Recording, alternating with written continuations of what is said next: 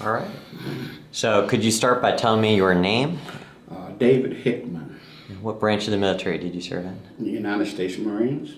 And were you in any particular wars or conflicts? Well, yes, Vietnam, the Nam conflict, which was controversial then, and it's controversial today, even though it's been over with. Most people that's been to war, they live that war just about every day. Just because it happened, just because it was over with in 75, don't mean it's not over in your mind.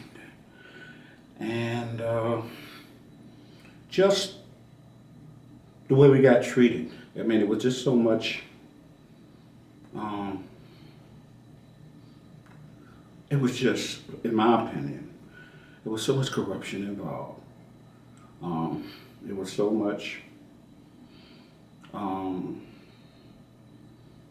money. I'm really wondering that, well, it is my opinion that we went over there to keep the South Vietnamese from the North Vietnamese communists, but it was more to make money for the people over here, and it would always be controversial for the big folks.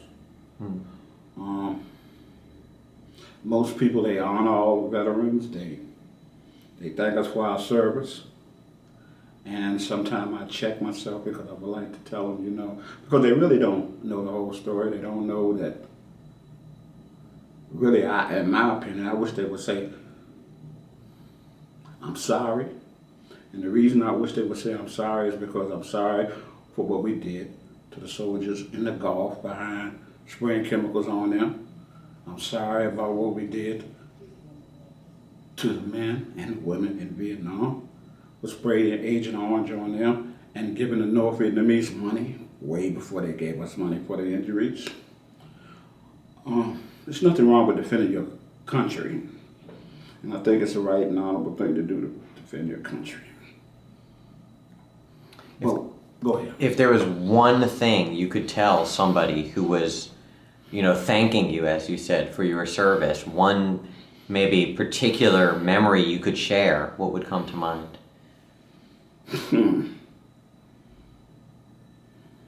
Coming home.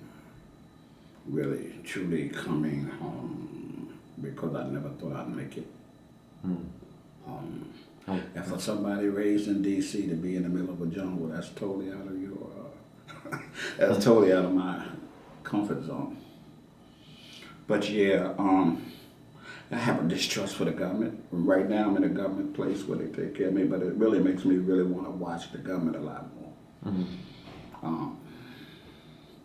But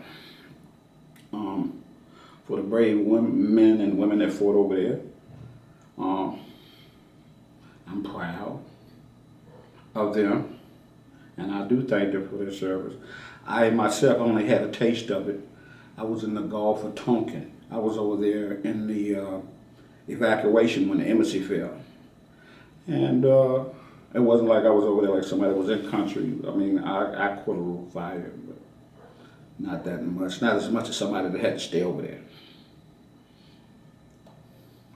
When you think of some of the illegal things that this country does to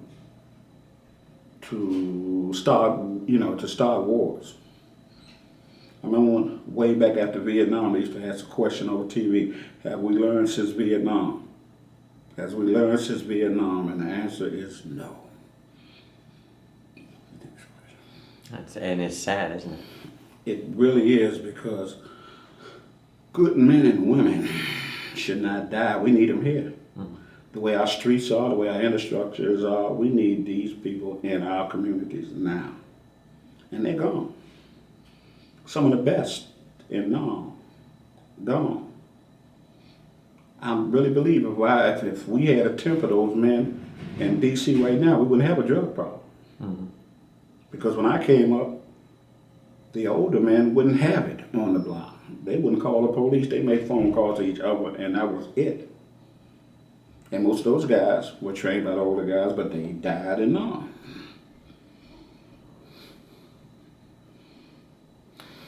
Is there any particular event when you were in Vietnam that to you just stands out as like your defining time in the service? My first time going in the Gulf of Tonkin, because I was green. I was never in combat before. Green, never in combat before. I was scared to death. Even though Marines were supposed to be gung-ho and not whip out, my palms were sweating. I put too many rounds in my daggone banana clip, popped it, what's his name? I was just nervous. That is the thing, just knowing that all it takes is one bullet, either by the enemy or your own people, and it's over. No more mom, no more coming home, no more nothing. It's over. What was it like to come home? You mentioned that before. It was in a way, well, it was good to be home, but a lot of people that were calling us baby killers. And even with some veterans, when the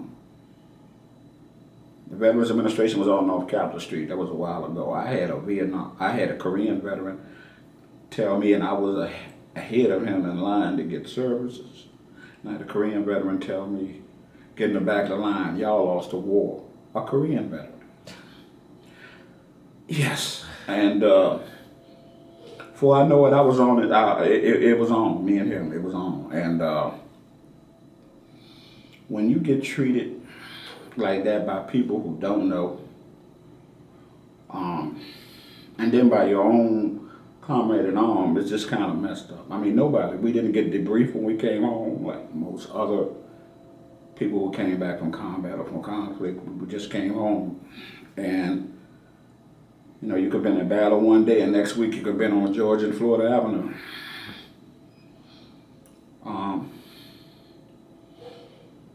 The baby killings, a lot of things, and people don't realize is that what the baby killing was about, and not actually baby killings, but the VC were coming, when they know we were coming down, they would come in, they would go to a village, they'd take a family together, and they'd just kill anybody. And they would tell the kids, when the American come down, if you don't kill him, we're going to kill somebody else. They might kill grandma, they might kill a baby.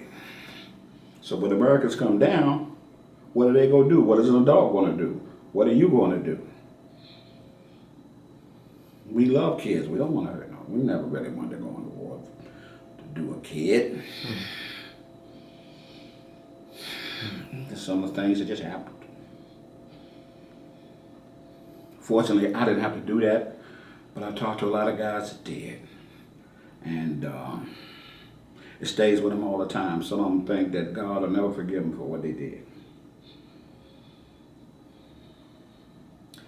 Did you meet anyone or make any friends who you're glad you got to meet anyone while you were in the service? Yeah, I did. Most of the guys that were in my company, I was glad that I met them. Most of them. I stayed in contact with them even when I got out, but what happened with my homeless situation was my PTSD. I lost a lot of my stuff in storage, so I didn't have their phone numbers and things like that. Just stay in contact with them. But yeah, the guys that went through the mud and everything else with you, you'll never forget them. You know, and you know, forget they having your back. They had your front, they had your side, they had over top of you. You were covered.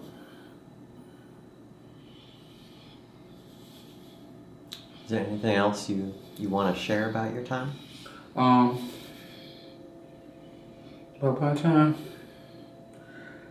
I don't think so. I know it's going to be something when you close this thing off that I'm going to wish I had to say it. But right now, I'm still proud that I'm a United States Marine. I'm proud of what I've done. If I had to, I would go to hell to defend this country. I just don't want to go to make some billionaires more richer. That's all. I mean, if there's a true threat to this country, which the North Vietnamese were not, their Navy would no way compared to our Navy. They couldn't. Uh, no.